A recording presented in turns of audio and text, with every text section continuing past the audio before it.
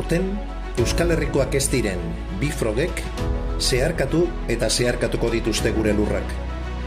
Uztailean Frantziako turra Bizkaian, Gipuzkoan, Araban, Lapurdin eta Zuberoan izan genuen. Eta irailean Espainiako buelta, Zuberoa eta Nafarroatik igaroko da.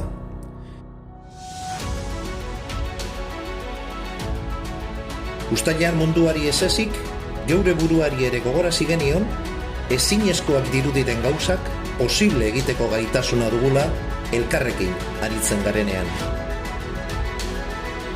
Oraingoan ere, irailaren 9 eta 10ean, gure ikurrak eta aldarriak arro zabalduko ditugu. Ozen esango dugu 7 lurraldeko herri honek ez duela mugarik, eta gure etorkizun politikoa erabaki nahi dugula.